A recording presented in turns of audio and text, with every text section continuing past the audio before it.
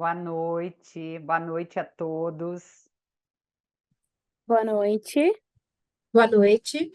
Boa noite. Boa, Boa boa- noite. Laura. Boa noite. Oi, Valentina. Oi, Marluce. Tudo bem? Tudo bem com vocês?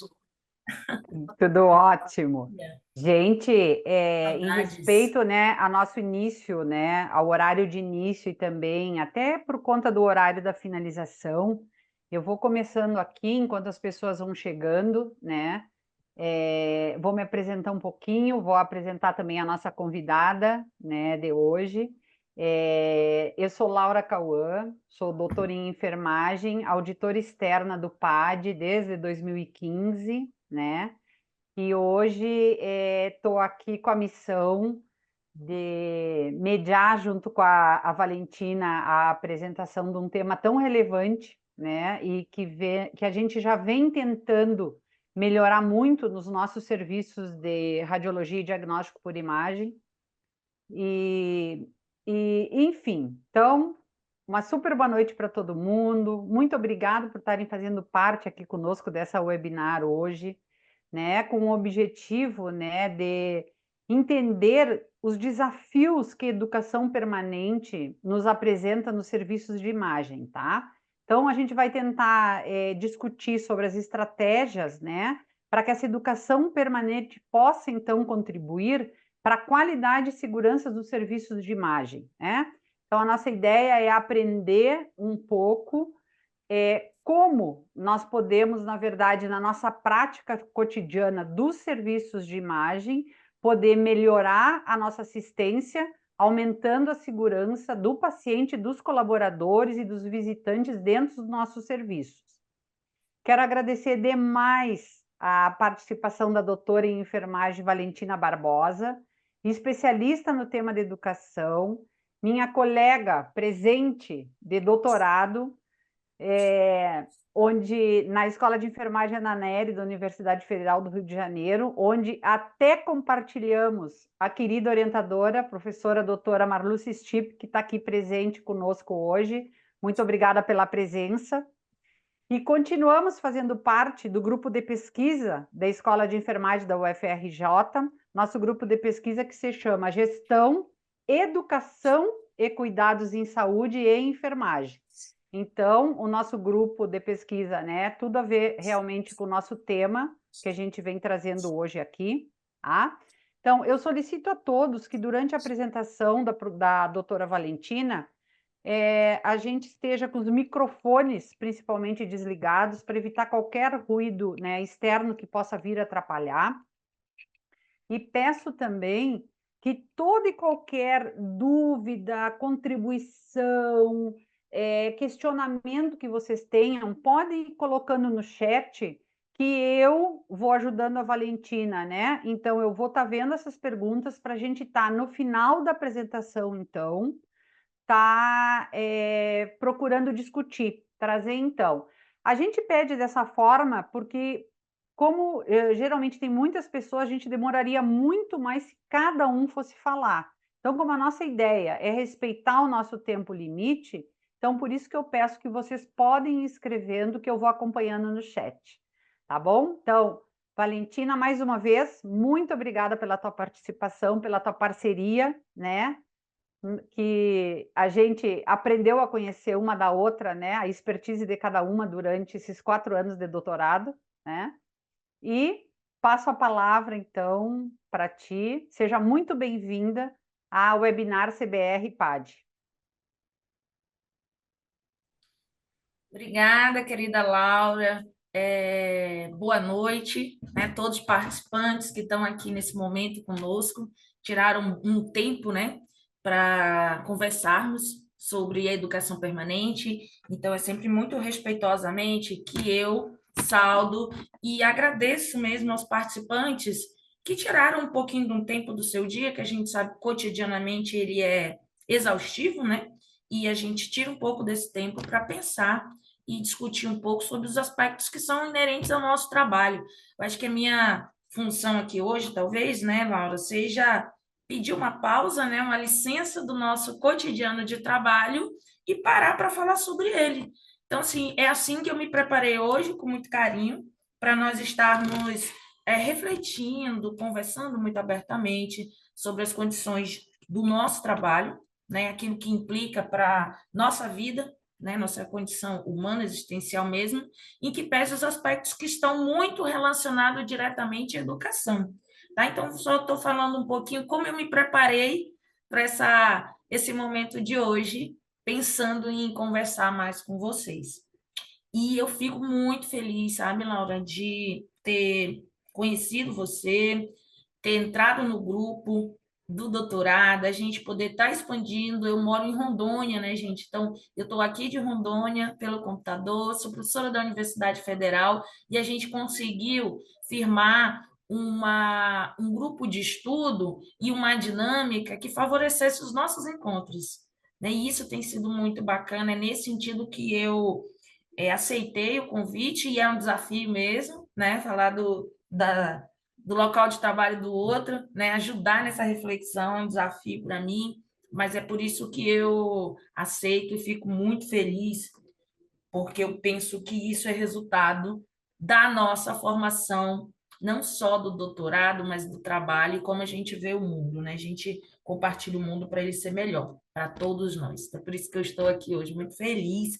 Agradecer também, Laura, ao Colégio Brasileiro de Radiologia, né, que ajuda nesse encontro, forma e tem esse cuidado com o trabalho, especialmente ao programa de acreditação de diagnóstico e imagens, que por meio de você, eu imagino que salienta essa importância do discurso, né, do nosso diálogo e torno da educação permanente. Então, é sempre uma satisfação para nós trabalhadores poder abrir os espaços. Então, agradeço fortemente essas pessoas e hoje conheci a Jaqueline também, que está aqui conosco, né, técnica, que está trabalhando aqui com a Olá, gente, pessoal. dando esse Boa apoio. noite. Então, muito também agradecida em te conhecer, tá? E agradeço mesmo essa acolhida.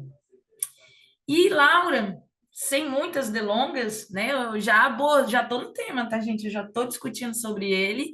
Eu falei um pouco, né? Meu nome é Valentina Barbosa, eu sou enfermeira de formação inicial, né? Que a minha graduação é em enfermagem. Eu sou especialista em saúde da família e sou também especialista em métodos ativos, tá? Em formação, processo de formação, com ênfase em metodologias ativas no processo de aprendizagem. Sou mestre em ensino e ciências da saúde pela Universidade Federal de Rondônia, e doutora em enfermagem pela Universidade Federal do Rio de Janeiro, Escola de Enfermagem Ana Nery. Então, já estou há 8 anos trabalhando na Universidade Federal de Rondônia, tenho uma experiência de campo na saúde, né, uma experiência prática de 12 anos entre setores de gestão, assistência e formação. Então, falo um pouco disso, porque isso tem relação com as minhas experiências e a minha aproximação com o campo da educação. Tá? E a gente vai falar sobre isso, educação e trabalho e a saúde, o que isso tem relação. Então, quando eu digo por onde eu andei, é onde eu estou no meu lugar bem firme, posicionada para estar aqui hoje, porque eu tenho essa experiência de formação que me aguçou muito a começar a refletir e continuar refletindo, estudando sobre essa temática, que ela faz parte da minha vida e deve fazer parte da vida de todos nós, né, de um ponto ou outro. Dito que essa minha apresentação, sou mulher, né, mulher, mãe, casada, né, tem essa vida múltipla, né, dinâmica, tem uma filha adolescente, sou uma mulher negra, né, esse cabelo enrolado aqui vocês estão vendo, para aqueles que também não estão vendo, é assim que eu me caracterizo. Que é isso, minha entrada, né, minha apresentação, um pouco disso, certinho? Laura, daqui eu posso já ir tocando ou a gente vai abrir ainda falas para... Pode, né? Tá bom. O som tá bom? Minha voz? Minha imagem de modo geral, tá, gente? Se tiver bom, vou continuar, tá bom? Deixa eu passar aqui. Bom, então o tema que nós pensamos, tá? Pensamos mesmo em conjunto para que esse encontro fosse aplicado para a realidade, dos participantes foi pensando nos desafios da educação permanente nos serviços de imagem, certo? E aí focando um pouco nas implicações do trabalho cotidiano desses setores. Eu já falei o meu nome e vamos dando continuidade, porque eu trouxe aqui, enquanto eu preparava, refletir sobre algumas questões problemáticas que podem ser importantes para nós discutirmos a educação permanente dentro do serviço de imagem, pensando aqui nesses desafios, o que acontece, que termos são esses, por que é importante. Então, disparei aqui algumas perguntas que vão nortear nesses momentos que vamos estar juntos. A primeira pergunta que a gente se faz, né, é qual é a importância, então, de entender o conceito de EP, Educação Permanente, abreviado, ES, Educação e Saúde, e EC, que é Educação Continuada. A gente normalmente utiliza essas abreviações, tá bom? Então, já vão familiarizando que ao longo do texto, da nossa discussão, vão estar usando, às vezes, esses nomes. IPS, né, EC, Educação e Saúde, tá bom? Como, então, que a educação em saúde e a educação permanente em saúde podem contribuir para a qualidade dos serviços de imagem, sabe? Tem importância, mesmo a gente pode continuar fazendo como está, ou eu preciso entender um pouco melhor e mudar minhas práticas? Para que isso, né? Quais, então, são os desafios que já estão postos e ditos pelos trabalhadores e trabalhadoras que atuam nesses serviços? E também quero saber agora quais são as estratégias que são facilitadoras, né, que podem ser implementadas a partir dessas compreensões que nós pensamos agora. Então, são esses questionamentos que vão direcionando ao transcorrer do nosso encontro. Para isso, separamos aqui uns 3 curtos objetivos, porém densos, que é compreender as definições da educação permanente, educação e saúde, e as diferenças desses 3 termos, relacionando com a educação continuada, que me parece que é o termo mais utilizado dentro do serviço, inclusive em normas técnicas assim estabelecidas. Identificar as principais dificuldades na constituição de estratégias de educação permanente e comentar um pouco sobre as estratégias que podem ser potencializadoras. Às vezes a gente já usa estratégias, não reconhece ela como de educação permanente, isso enfraquece um pouco a potência, porque eu posso estar difundindo. Às vezes tem alguém lá no setor que está fazendo uma coisa super inovadora, que tem dado certo, e nós não estamos vendo, sabe? Então, que estratégias são essas? E para falar um pouco mais, aprofundar nesses objetivos, eu trouxe aqui um pouco do referencial teórico, tá? Uma síntese que tem me ajudado e ajudado os pesquisadores da área a pensar mais ampliadamente de que educação nós estamos falando, como falando de educação permanente no trabalho, né, e no serviço de saúde. Então, aqui a gente trago para cá, tá? A principal pressuposto que nós utilizamos da educação, ela tem como base uma educação que tem a formação humanista, tá? Então, de um ponto de vista humano, respeitando os valores, o contexto, a cultura, a formação, as experiências, tá? O que isso é importante para o referencial humanista e crítico, nós utilizamos esses referenciais, uma educação que seja voltada e refletida para os saberes manuais e técnicos, tá? Então, pessoas que trabalham, que labutam, a partir dessas experiências que a gente se aproxima do campo da educação. Então, uma educação que faz um sentido no trabalho também. E o que esse trabalho reflete para a qualidade do usuário? Então, nós estamos sempre partindo do ponto de vista que o trabalho está entrelaçado à educação e é esse trabalho que vai surtir efeito. A forma como eu demando o trabalho e penso como melhorar ele é a forma como eu reflito a educação. Então, essa educação ela tem razão com uma prática social que vem constituída ao longo do tempo pela comunidade, pelos indivíduos, mas que aqui a gente está pensando nela como uma potência de qualificar a vida humana, tá? Tanto individual quanto coletivo, que a gente consiga, então, uma sociedade um pouco mais equânime e mais justa, pensando na educação como direito social, como uma conquista, tendo o trabalho como centro e que essa formação ela seja integralizadora. E a gente vai vendo isso aqui ao longo do nosso do nosso encontro, porque quando eu penso numa formação integral, eu não vou fazer só formação pontual, direcionada para um conhecimento em que fortalece apenas uma identidade técnica, sabe? Um procedimento, mas que isso tenha relação para aquele que está praticando e aquele que vai receber o produto final oriundo desse trabalho, tá? Que tipo de formação nós estamos falando? Então, é uma formação que tem uma vista para o referencial humanista, que reflete sobre saberes manuais e técnicos, tem como centro, né, participante o trabalho fundante e que reflita numa formação integral humana e expandindo para o nosso coletivo, tá? Pensando que essa educação, ela é sempre compartilhada. Nós, indivíduos, vivemos em conjunto, em coletividade.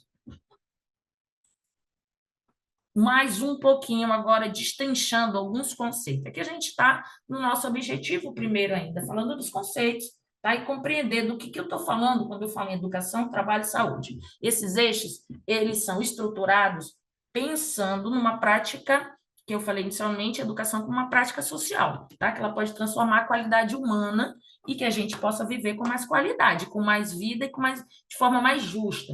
E, nesse sentido, quando eu encaixo aqui a educação no campo da saúde e do trabalho, segundo o próprio manual do Ministério da Saúde de Educação Permanente, Política Pública de Educação Permanente, descrita, referenciada muito por Paulo Freire, utiliza muito o referencial de Paulo Freire, professor Ricardo Cecim, Laura Feuerbeck, então todos eles participam. E nesse eixo eu consigo entender a educação como 2 pontos, tá? Então, seriam 2 dimensões. Uma educação que ela tem como eixo principal vista para o trabalho e outra que ela tem uma formação que tenha vista para a pessoa, o indivíduo, o usuário ou seus coletivos. Tá? Então, quando eu digo que essa educação está voltada ao trabalho, eu estou pensando na formação do trabalhador. E é nesse sentido que a gente chama de educação permanente. Tá? O que é permanente? É aquela formação que ela continua a partir da formação inicial, né, da graduação, mas que tem uma vista da qualificação do trabalhador para o trabalho. Sempre que eu falo educação permanente, eu falo sobre formação do trabalhador dentro do trabalho. Tá? Então, ela tem em vista, né, ela tem como premissa uma prática de ensino-aprendizagem e também fortalece uma política de educação na saúde, voltada para o trabalhador e para o trabalho.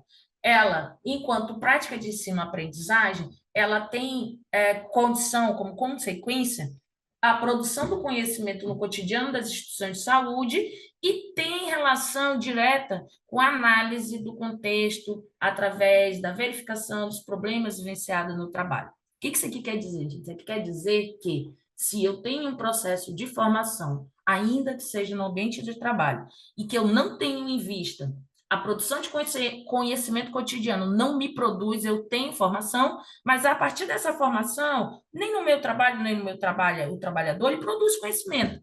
Ela fica lá parada, não se sabe para quê. E também não tem vista, tá? Os problemas vivenciados no trabalho. Normalmente são processos de formações que são diretivos, ouvindo de um processo de gestão, né, que entendeu que deveria ser assim, aqueles protocolos mais antigos, que acha que lá no serviço diagnóstico tem que fazer um monte de formação de higienização das mãos, exemplo. Porém, o que se pesa, o que se tem implicação direta é uma outra questão. Por exemplo, o equipamento adequado. É sobre isso que o serviço quer falar. A gente já sabe fazer bem a higienização, já refletimos, podemos fazer isso prática dentro do serviço, postar, avaliar, mas a gente está precisando mesmo de equipamento de proteção radiológica. Bom, isso aí é um ponto. É uma análise do trabalho, tá? Então, eu só consigo dizer que essa formação tem os conceitos de educação permanente quando isso aqui acontece com mais força, tá bom? No outro eixo, tem a formação em saúde, tá? Então, aqui eu falo do trabalho do trabalhador, e de como isso fortalece o conhecimento para aquela situação, contexto, e como isso reflete no trabalhador, inclusive fora do seu trabalho, porque eu falo em formação integral. Por outro lado, eu também estou falando que a partir desse trabalho, ou com outras práticas, eu consigo fazer formação do indivíduo e sua coletividade. aí eu chamo de educação e saúde. Bom, então, quando eu penso, então, eu vou falar com os usuários. Eu peço para os usuários se constituírem na sala de espera, tem que lavar as mãos, tem que... É importante que já bote... Estou falando aqui, tá, gente? Exemplo. Que entre de gorro, né? Troque de roupa quando ele entra em determinado corredor ou cama, certo? Então, nesse momento, eu estou ensinando o usuário, vários usuários, ou um por vez. Aí eu estou falando de educação em saúde, tá? Então, quando eu fortaleço, né, facilito o aprendizado e a cidadania, eu estou falando de cidadão, eu falo de educação e saúde. Quando eu falo de formação no trabalho do trabalhador, eu falo de educação permanente e saúde. Primeiro, a gente já tem dois contextos, educação e saúde e educação permanente e saúde, tá? O que aqui eu não trouxe dentro dessa linha, mas que também é formação que precisa ser um pouco mais quebrada em termos de conceito, tá? Vamos falar. A educação continuada. Educação continuada, ela tem um caráter que é do trabalho, é do serviço, ela estaria aqui nesse eixo, né? Um pouco mais nesse eixo, só que ela não tem em vista essas situações aqui. Ela não pensa numa política de saúde ampliada para que todos possam ter acesso, ela não produz conhecimento, às vezes sim, às vezes não. E também, às vezes, não utiliza os problemas viciados. Ela tem um caráter diretivo, formativo. Eu preciso que 100% dos meus trabalhadores façam o curso de...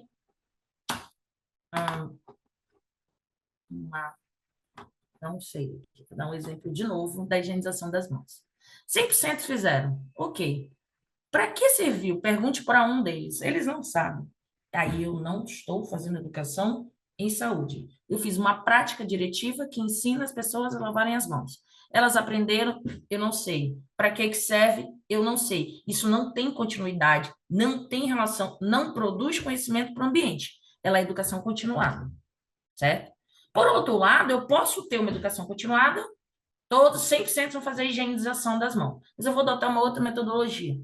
Tá? Eu vou fazer antes e depois. Primeiro, ele vê a sujeira, depois ele não vê. Será que fez efeito? Não fez. Para que ele serve? Eu reestruturo metodologicamente aspectos que possam fazer com que ele reflita e que isso seja facilitado ou não e no que se implica para o usuário.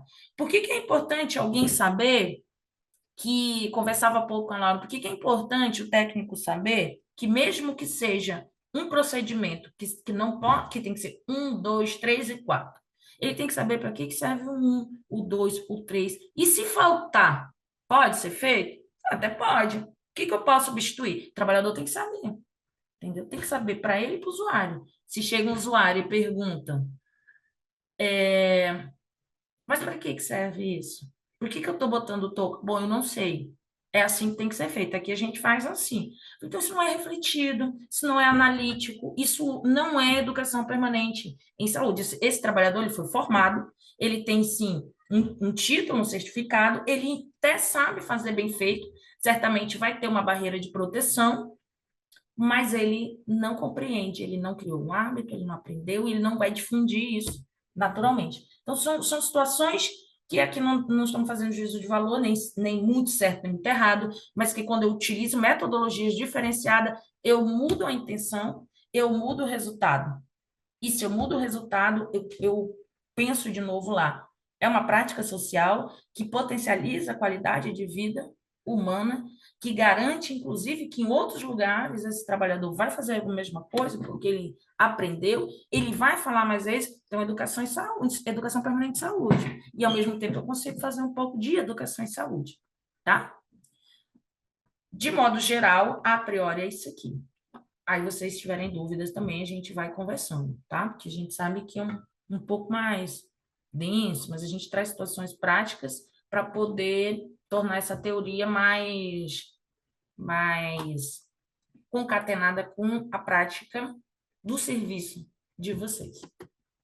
Então, nesse sentido, a gente, depois de falar um pouco desses conceitos, sintetiza aquilo que é pertinente para esse nosso encontro aqui. Então, eu tenho vários eixos, né, ampliados da educação permanente, mas o que a gente tem como síntese conceitual, pode ser, aqui que eu fiz, né, uma pequena síntese, que essa educação que nós estamos falando hoje é uma educação permanente de saúde como uma prática pedagógica, tá? Ela é realizada nas atividades cotidianas do trabalho, por meio das experiências construídas por trabalhadores, e que essas experiências promovam a participação, a aprendizagem significativa é aquilo que é importante para a pessoa que está fazendo e também que ela entenda por quê que é importante que o outro está recebendo tenha qualidade, e o aprimoramento das práticas. Então, eu faço melhor aquilo que eu vinha fazendo antes.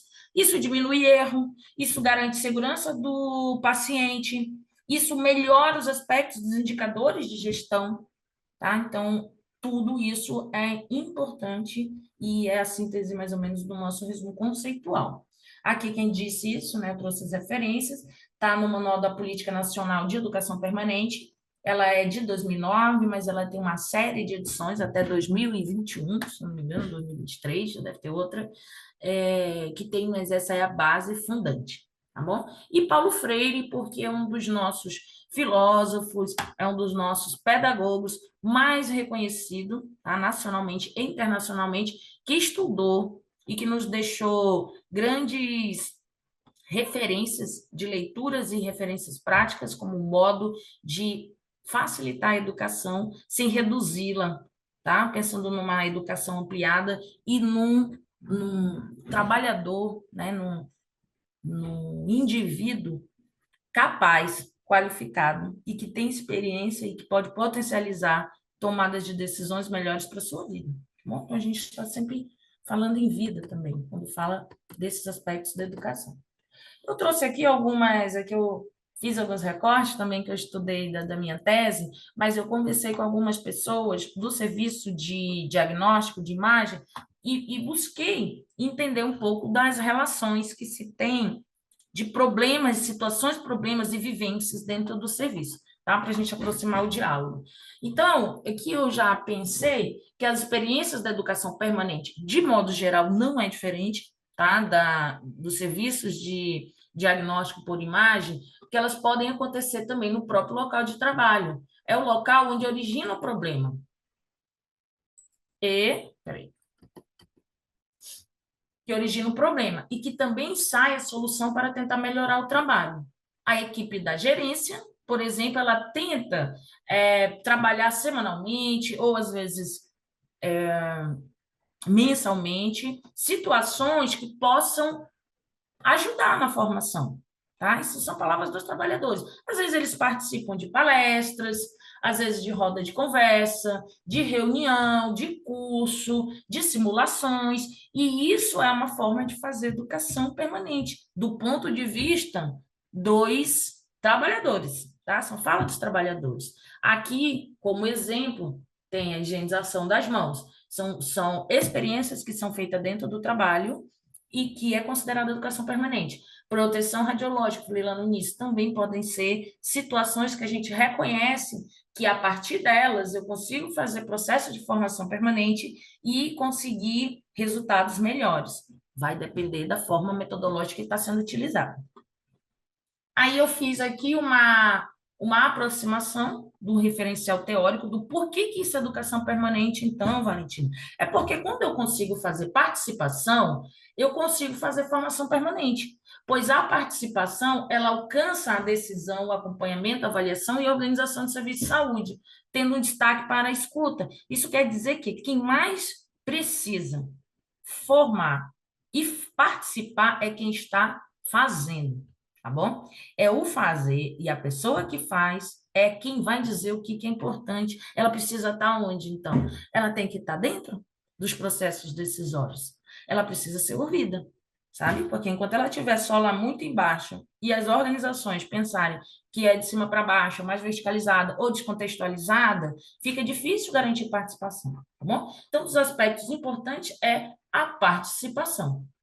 Outro aspecto importante que a gente verifica nessas falas é que a aprendizagem com significado se faz na prática, de pensar na prática, com apoio nos coletivos. Se eu consigo, dentro do meu grupo, dentro do meu trabalho, fazer um pequeno grupo para discutir as situações práticas, me parece, segundo o referencial teórico, que isso produz mais significado.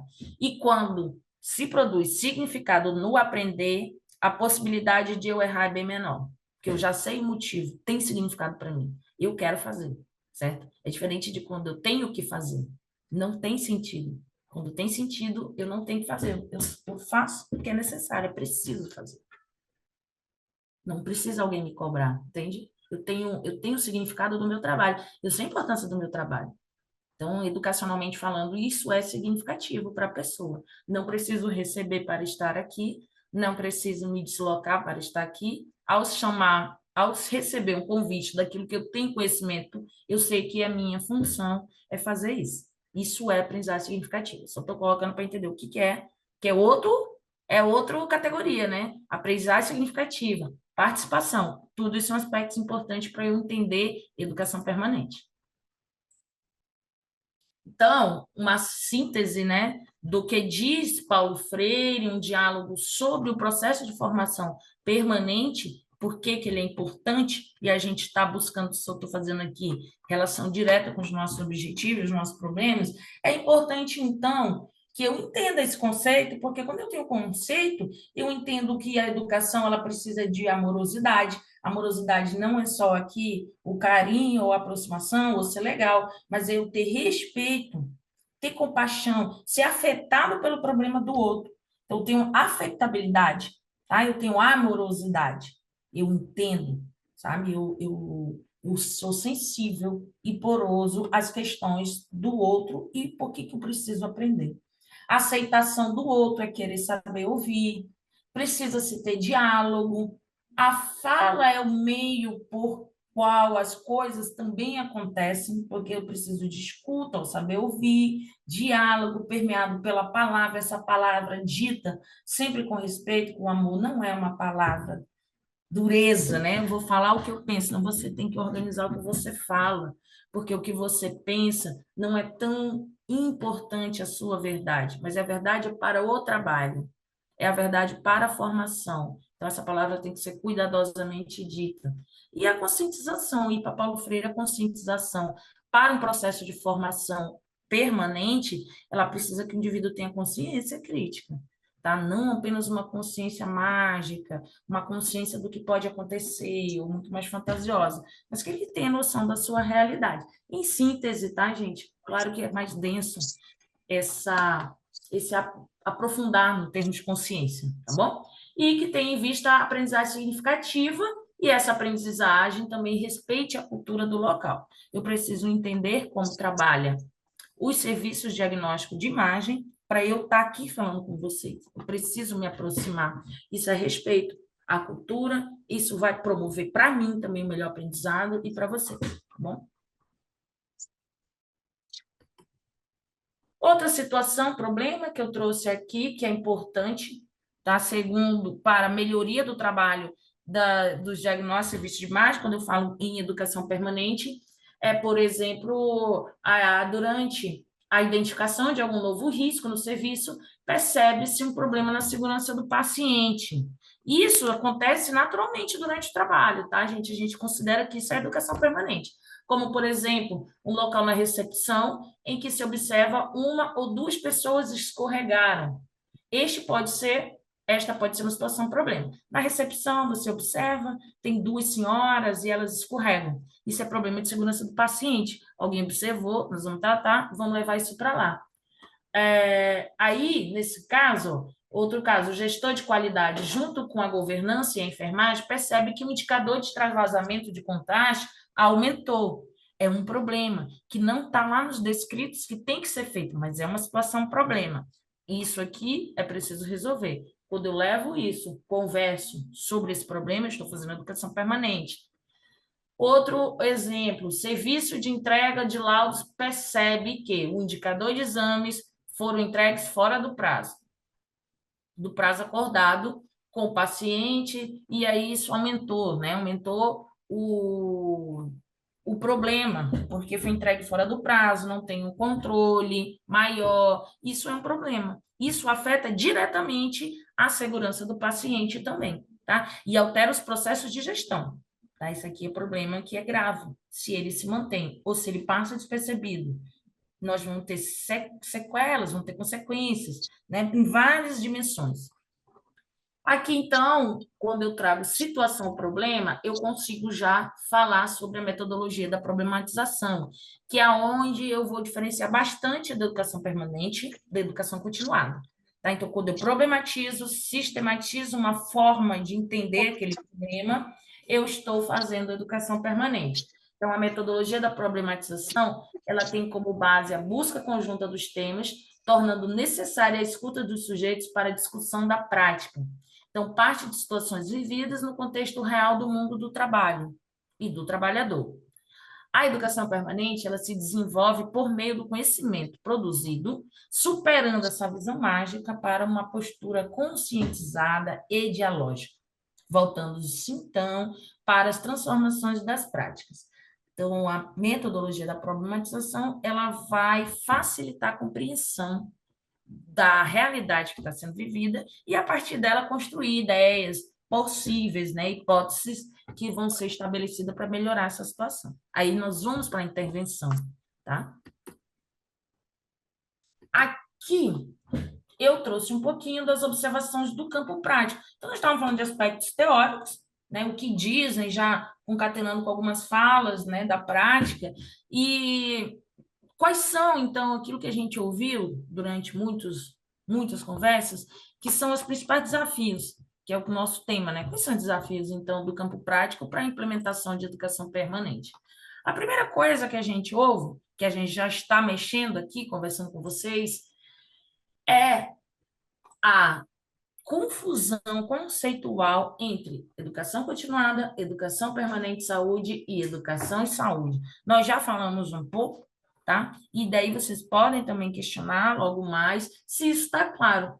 Simples, vou tentar aqui fazer uma síntese. Quando eu falo em educação continuada, eu estou falando de um processo de formação que acontece após a formação inicial, após a graduação, ainda dentro do ambiente de trabalho também, e que tem vista a capacitação, né, a qualificação individual, do ponto de vista do indivíduo, da profissão dele, ele carrega para si aquele conhecimento, ele vai ser importante também, é importante, mas ela não tem uma visão ampliada do contexto. Não trabalha com metodologias mais analíticas, ela trabalha com metodologias muito mais pontual e diretivas, tá?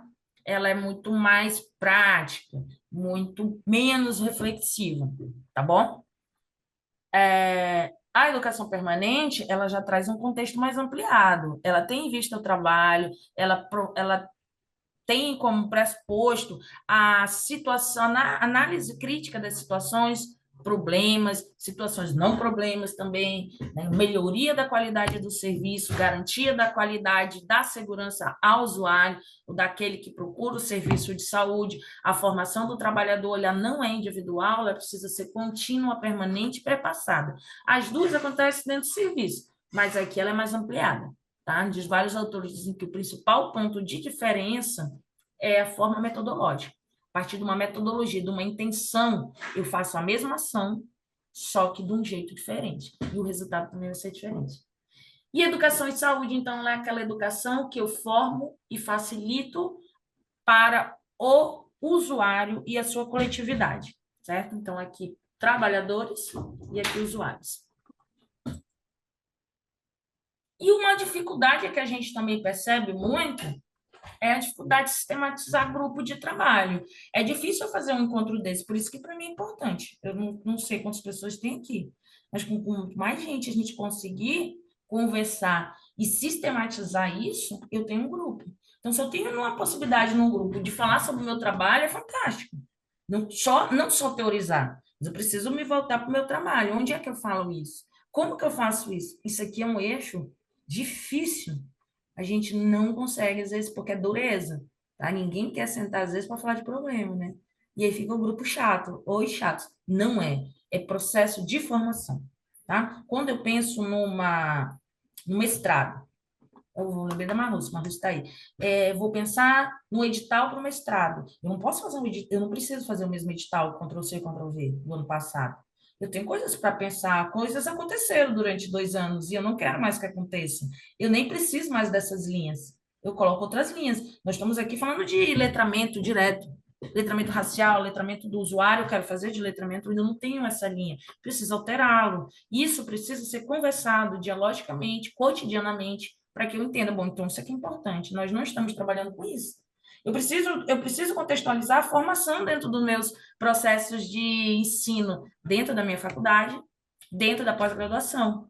Mas eu não trabalho com eixo formação.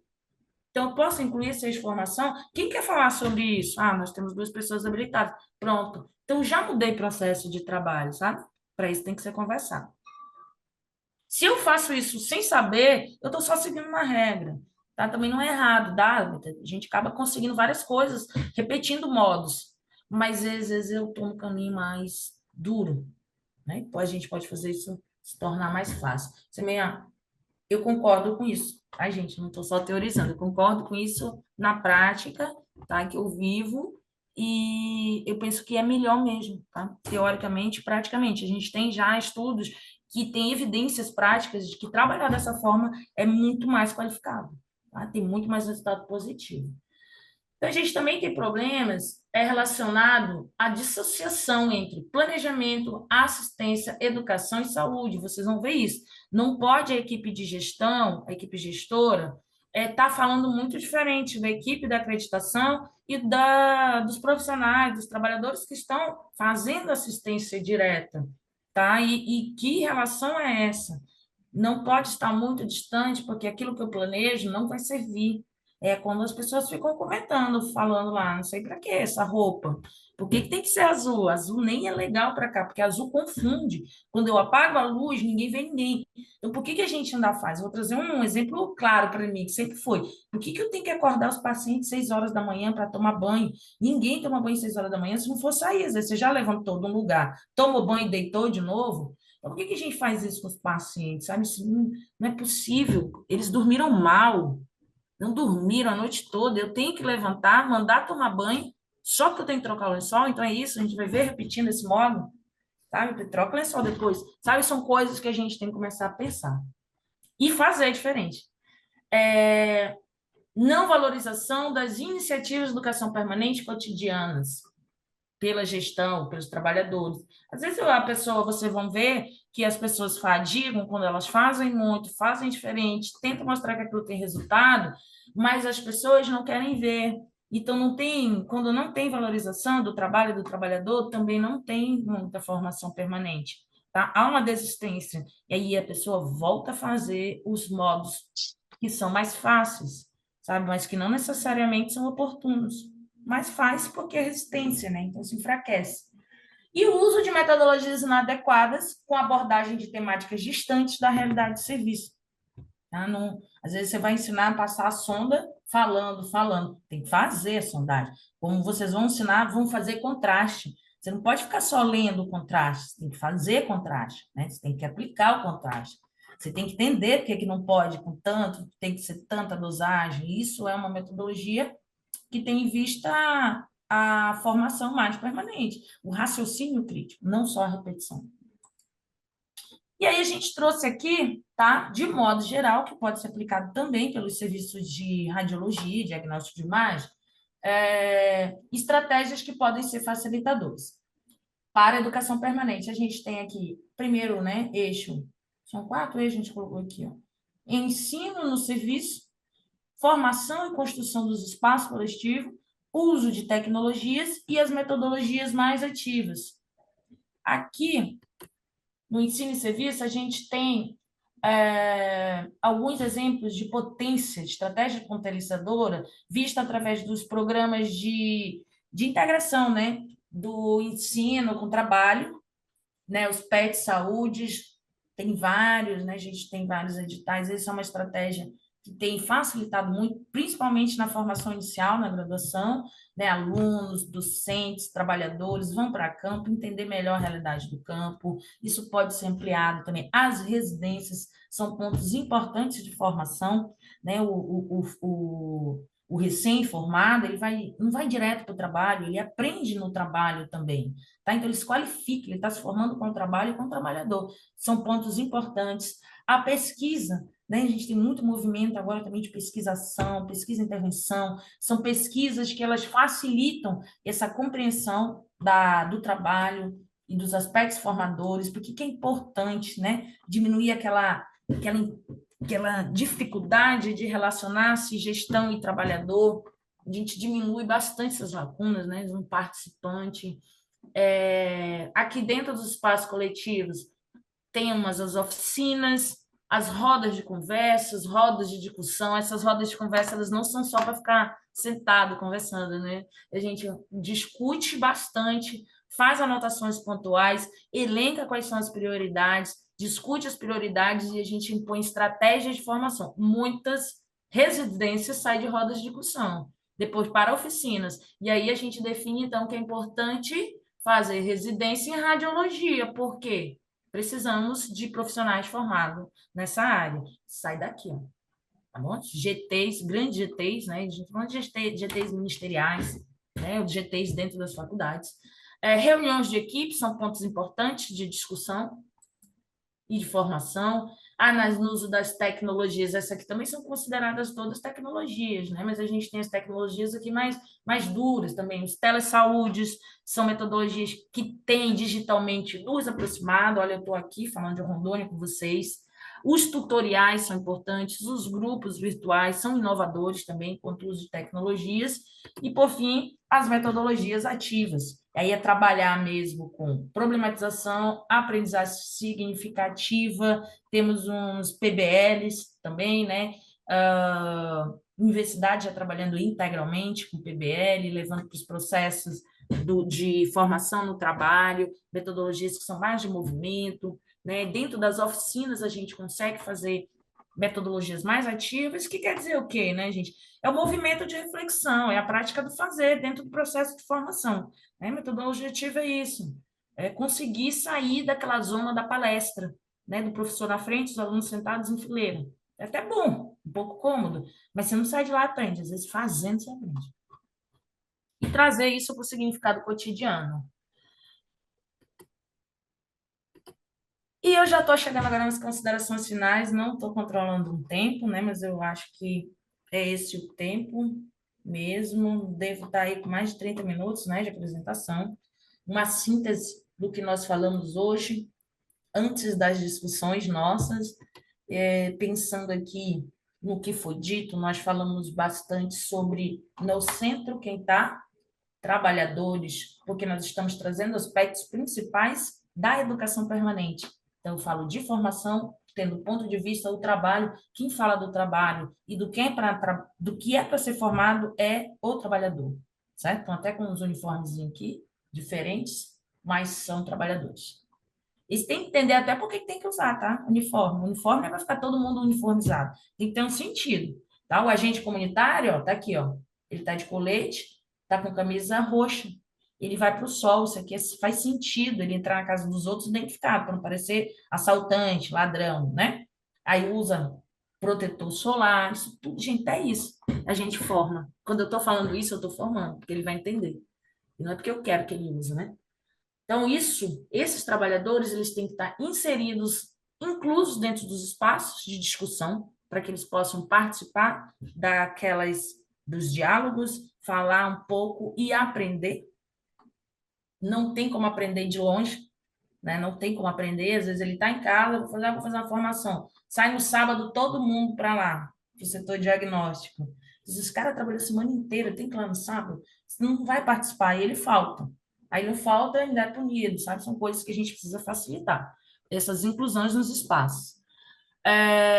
Falamos também no significado de educação permanente e trazendo o contexto da educação e saúde, diferenciando, né?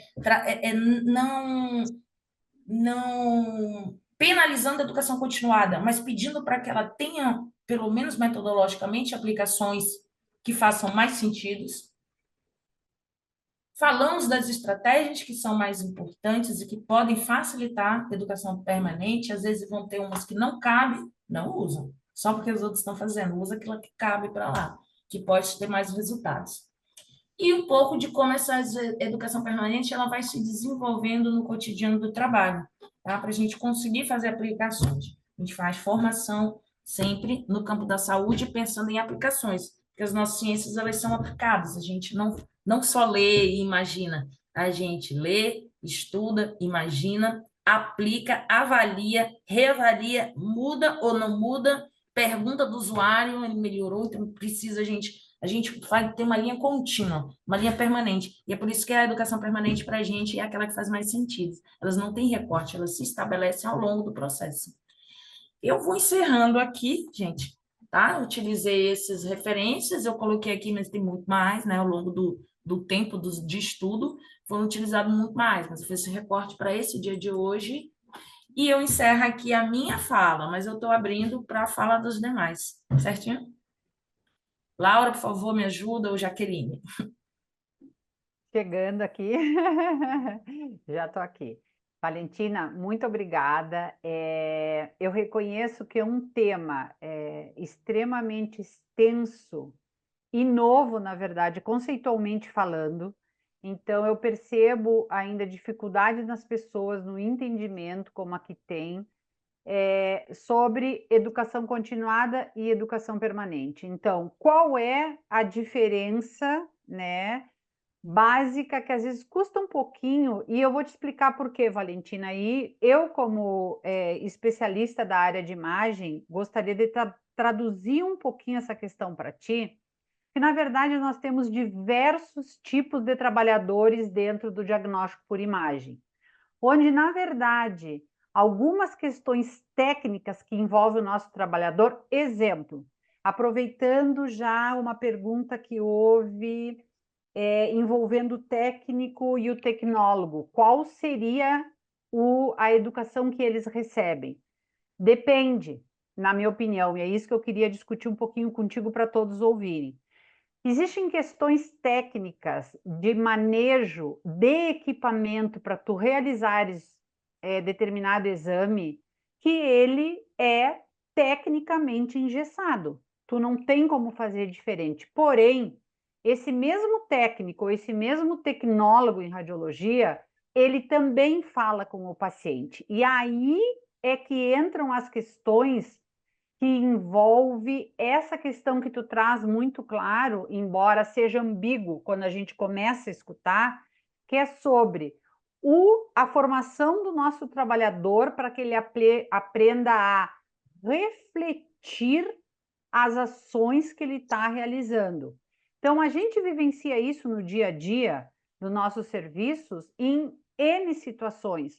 Ou seja, há um engessamento protocolar onde às vezes a gente precisaria refletir e entender que naquele determinado caso não deveria ser assim, e esse trabalhador não tem condição realmente de fazer essa reflexão, essa análise e reflexão. Porém, eu te trago uma outra questão, e aí até eu te lanço uma pergunta. Mesmo esse quadro que eu tentei aqui descrever, gente, não sei se eu fui clara, eu também trago a questão cultural da organização. Porque, às vezes, a organização é que realmente ela não prima por esse trabalhador realmente refletir ou, em determinado caso, mudar um protocolo ou alterar um processo, né? Ou seja, não estimula, não educa esse trabalhador para essa questão. Então, a cultura organizacional, a gente sabe que é um fator muito importante para todo o desenvolvimento, né, de qualquer processo, de qualquer atividade dentro desse serviço, no caso de diagnóstico por imagem.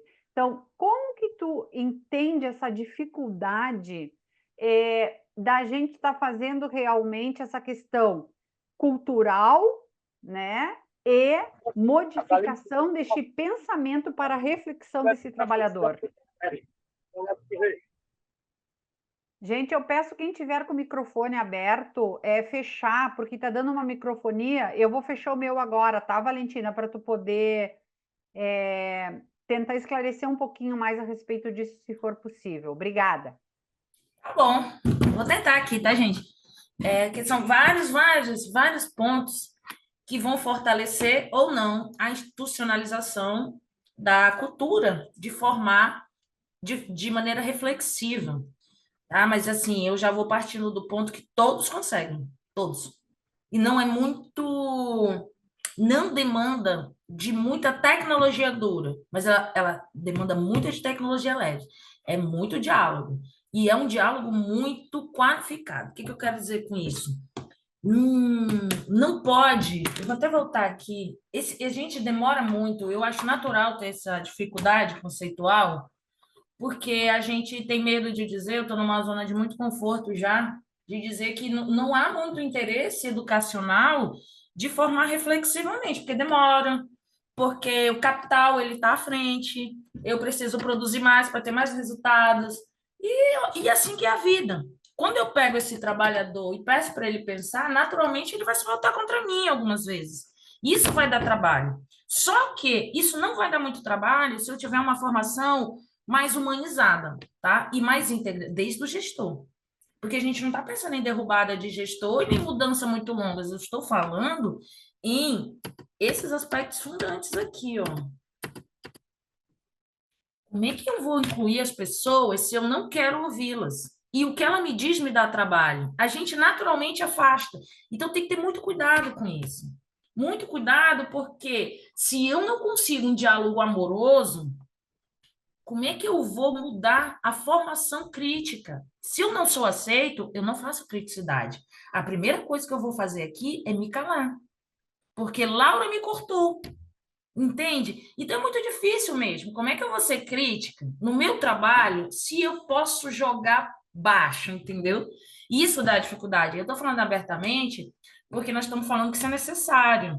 Tá? E não é uma crítica a nenhum gestor e nem é com nenhuma forma maniqueísta de boa ou mal do trabalhador do gestor, não, nós estamos falando na mesma linha.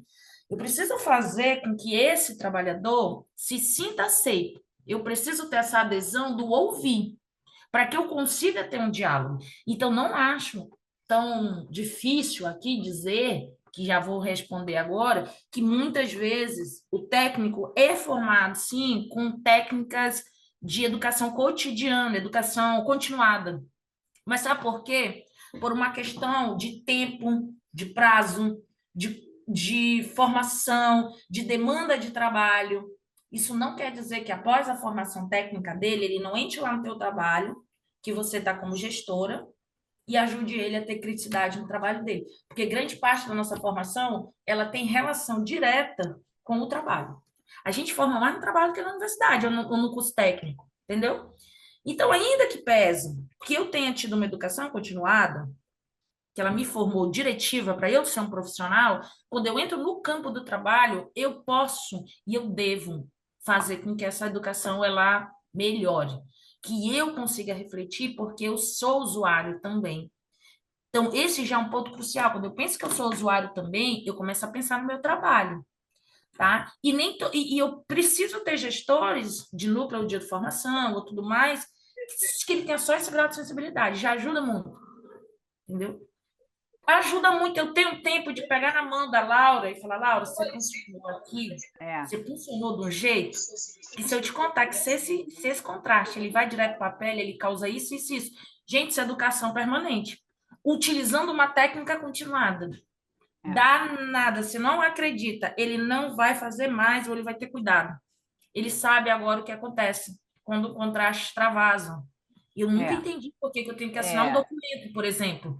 Eu não sei, eu tenho medo, às vezes nem é para ter medo, sabe? Então, assim, é só uma coisa, gente. Eu assino tanta coisa, boto o número do médico que eu tenho mais próximo. Eu falei, se eu já vou assim, Deus do céu. Eu falo, não quero contraste. Entendeu? Eu já falo assim, eu não quero. Se fosse bom, não tinha tanta coisa para eu assinar. Eu acho que é um pouco disso, sabe? Bom, mas aí é uma outra questão, né? E está faltando esclarecimento do contraste, né? Que precisa ser feito com todo paciente, mas isso aí já é uma outra questão. Mas isso é educação e saúde. É. Eu mostro para o trabalhador, ele vai entender que aquilo é importante. Educação permanente. Então, isso eu já vou linkando aqui um pouco, sabe? Eu nem sei, Laura se ajudou, tá? mas eu posso. Não, ajudou sim. Não, eu tô vendo, é muito essa questão, a pergunta está aí realmente na educação continuada, pela dificuldade de ver realmente, a gente sair um pouquinho dessa tecnicidade que a gente vive no diagnóstico por imagem e trazer realmente, mas tu trouxeste um exemplo perfeito, né? Que a gente, né, da enfermagem, que realmente esclarece os termos, por exemplo, de consentimento informado sobre o contraste, entender qual é a importância realmente de estar explicando, né? E não fazer aquilo de uma maneira só automática, como muitas vezes é feita sem o verdadeiro entendimento. A gente vai um pouquinho mais para a gestão, né, da cultura para a gestão, trazer também, né, a valorização do outro, do nosso trabalhador, ouvi-lo, que na verdade emerge, na verdade essas modificações elas emergem da prática do dia a dia. E às vezes o que falta realmente é falta o espaço realmente para esse diálogo que é o que tu traz, né? Uma outra questão era só trazer de novo, se tu puder, assim, muito, eu te diria assim, menor quantidade de palavra possível, tá? Diferencia a educação continuada e a permanente, com 5 palavras para cada uma, para tentar terminar esclarecendo melhor ainda. E, por outro lado, aqui também tem uma outra questão que é, do ponto de vista do trabalhador, tá? Quais são os benefícios da educação permanente para ele? E também acho que tu já falaste um pouco só para sintetizar para a gente ir, então, finalizando, né? Que a gente está Feito já um no nosso quadro, tempo. né? Na próxima, vou fazer um quadro, educação continuada, educação permanente, Isso. mas eu vou linkar aqui em aspectos, primeiro, principal, a metodologia aplicada, tá? Então, eu vou pegar metodologia aplicada.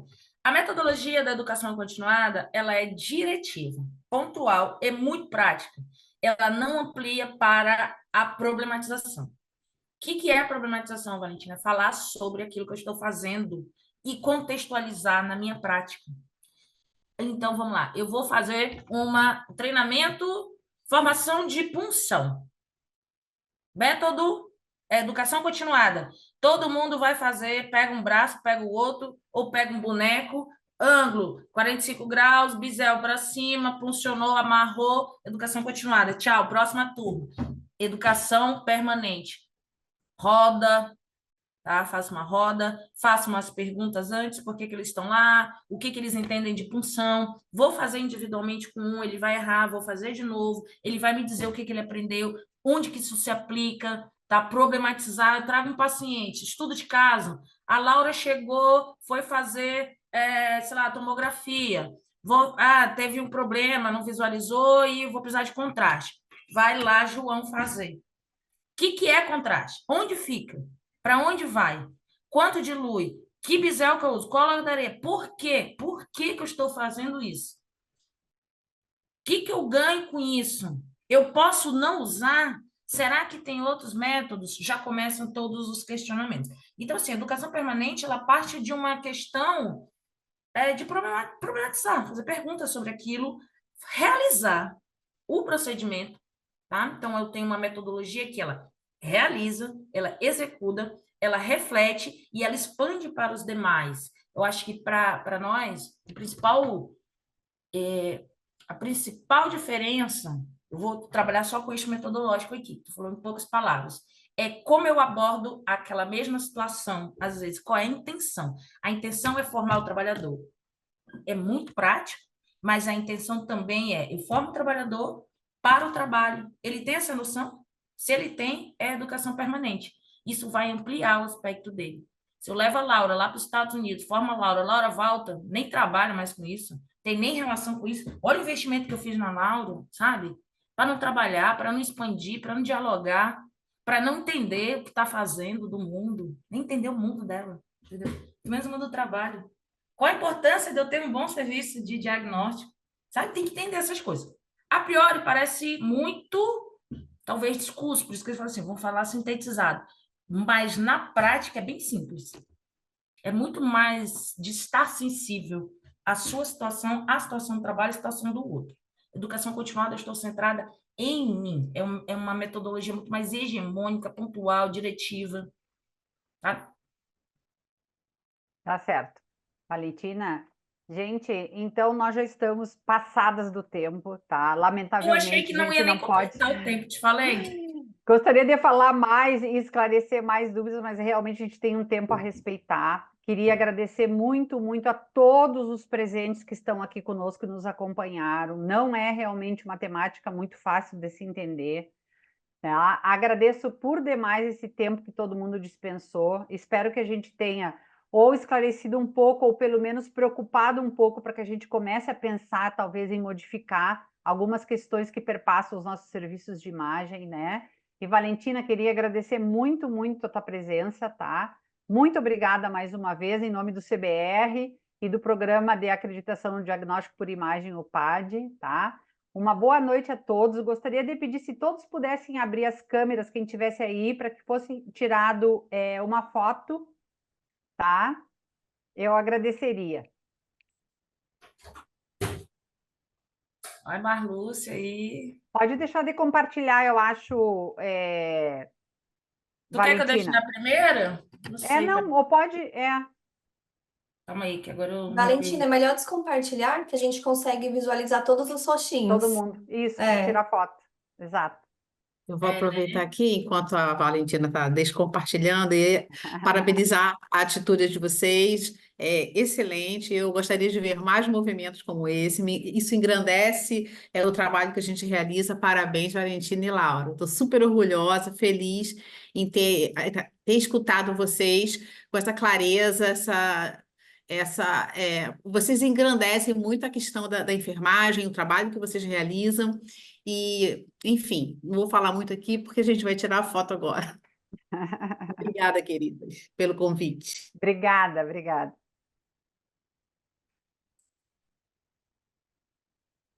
Apareceu, Jaqueline, para ti, todo mundo? não, ainda está compartilhando, Valentina. Você consegue Eu acho que Eu tá. compartilhar? ainda estou compartilhando? Tá, tá na tela inicial do Tá- computador. Isso, a tela do Windows com. Saiu? Não, E agora? Gente, agora sim. Agora Agora sim, sim. Agora sim. Ai, que bom. vamos lá. Prontinho. Obrigada, Jaque. Obrigada, pessoal. Boa noite. Muito obrigada. tchau. Obrigada. Tchau.